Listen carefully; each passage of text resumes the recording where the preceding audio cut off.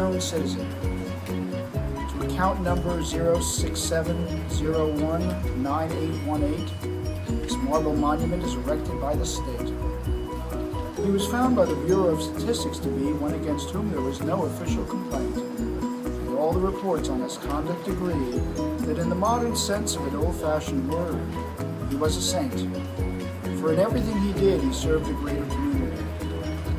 Except for the war, until the day he retired, he worked in one factory and never got fired, but satisfied his employers, Fudge Motors, Inc., yet was neither a scab nor odd in his views, for his union reports that he paid his dues. Our report on his union shows it was sound. Though social psychology workers found he was popular with his mates and liked to drink. The paper press are convinced that he bought a paper every day and that his reactions to advertisements were normal in every way. Policies taken out in his name prove he was fully insured, and a certificate shows that he was once in hospital but left it cured. Both producers' research and high-grade living declare he was fully sensible to the advantages of the installment plan and had everything necessary to the modern man: a Victrola, a radio, a car, a Frigidaire. Our investigators into public opinion are content that he held the proper opinions for this time of year. When there was peace, he was for peace. When there was war, he went. He was married and added 5 children to the population, which our eugenist says was the right number for a parent of his generation. And our teachers report that he never interfered with their education. Was he free? Was he happy? The question is absurd. Had anything been wrong, we should certainly have heard.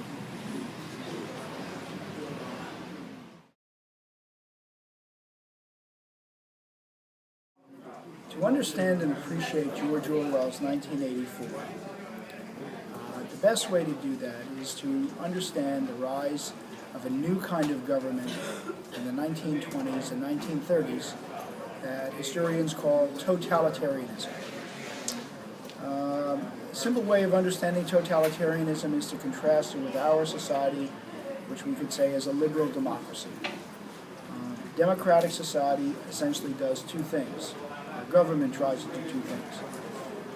Limit the powers of the state and protect the rights of the individual, so that, as our Constitution shows, the individual is the most precious aspect and is at the core of our society and at the core of our values. The state, in a totalitarian government, is at the heart and soul and at the core of society. Everything is completely devoted to the state and the state only. That means under Hitler and under Stalin and under Mussolini, who were the promoters of this new kind of government, that every aspect of individual life, family life, artistic expression, communications, would be monitored and controlled by the state. And the other important aspect of a totalitarian government is that it is always unfinished revolution and war. Total war, as Orwell will show in his novel, total war will completely absorb and devote the energies of the people to the state and the state only. The 4 regimes that were in 1941 that was really a concern for Roosevelt, as he saw, was first of all, obviously the Nazis in Europe. Hitler had controlled much of Europe at that point. France had fallen in the May of 1940. Czechoslovakia and all of the Eastern Bloc nations. We were 6 months out from the Russians being attacked by Hitler. Of course, Roosevelt didn't know that, or anyone did not know that at that time, which was going to change everything. But the Nazis were certainly in control of Europe, or certainly were working their way into control of Europe. In addition, one of his allies was Mussolini from Italy, fascist Italy, and Mussolini was very active in northern Africa, which was a major issue with the British and the French because of the colonies there. and there seemed to be no control of that at that point. Um, the other two regimes would have been early on, 1938-39, with Franco in Spain, which was probably the beginning of all of this, certainly the part where it became very visible what was going on with these three fascist regimes. And then finally, in Asia, Hirohito and Tojo in particular, of Japan, were being very, very aggressive in Manchuria and throughout Southeast Asia into the latter part of the 30s and into the early 40s. So they were the four countries in particular that had been overtaken by fascism or some type of pseudo-fascism, and that is what Roosevelt was really most concerned about. And that's why he appealed to Congress, because he saw something that he was afraid that the country may have been able to see, but he knew that Congress was deeply entrenched at that point. So that's why he gave that really great speech. It was actually a speech that was addressing the nation at that point. So, but it's a really beautiful speech. So the four freedoms: freedom that everyone has the right to have free expression and speech. His second freedom was the freedom of worship. His third freedom, which was not guaranteed by the Constitution, is the freedom of want. And the fourth was the freedom of fear. And they were the 4 points. He actually listed them at the very end of his speech. He gave the speech on January 1st, 1941, about 11 months before Pearl Harbor. And it was really a beautiful speech because he gave a real nice history of American isolationism, and that's what he was trying to combat. In context, they had just passed the Lend-Lease plan, a bill, which was if you know anything about that, there was an abbreviated attempt to lend Europe, in particular the British, arms, and the idea that they would not have to pay it back right away.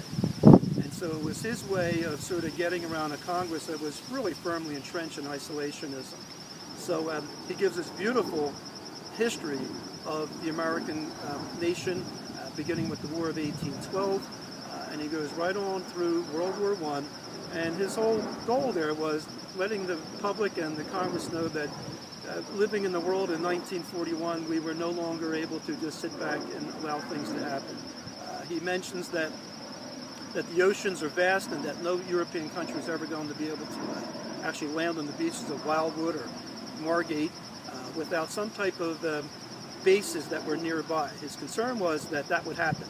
If things went unchecked in Europe, that they would, Hitler, Mussolini, Franco, whoever else, would be able to establish those bases if Europe was to be conquered, and then it would be only a matter of time. So he was really adamant about the fact that this country's got to shake its isolationist tendencies, get involved, and to conquer these totalitarian regimes that were, at that point, really running the world. At the heart of liberal democracy, at the heart of our society, we most cherish the power of the government essentially to do 2 things: to limit the power of the state and to protect the individual rights of every individual, no matter how powerful or powerless. Orwell's book is a fascinating and frightening novel. It shows that power exists to inflict pain on others. Well, first of all, George Orwell became disillusioned with the idea of communism after he took part in the Spanish Civil War of 1936 to 1939. During this interwar period, ideologies were changing. Communism was becoming more popular due to the Great Depression. New York Times correspondents were saying that the Soviet Union had work, people were working, and all of this led to this idea that maybe communism was beneficial. Orwell was not part of the working class, but sympathized with the working class, sympathized with the way simple things like they drink tea and diet. So he caught up in the emotion, and he went off to fight in the Spanish Civil War. When he was there, he became disillusioned. The Spanish Civil War was fought between fascists led by Franco and the Republicans led by a Popular Front coalition of loyalists, communists, and Orwell fought with them. He saw that Stalin's ideas he did not agree with. He didn't agree with the direction of communism, and therefore, after he was shot and injured, he escaped by train back to England, and he became a big critic of Stalin's view of communism. He remained a champion of socialism and of the working class, and Stalin at this time engaged in the show trials and the purges of various military officers. Pictures were being altered to remove people.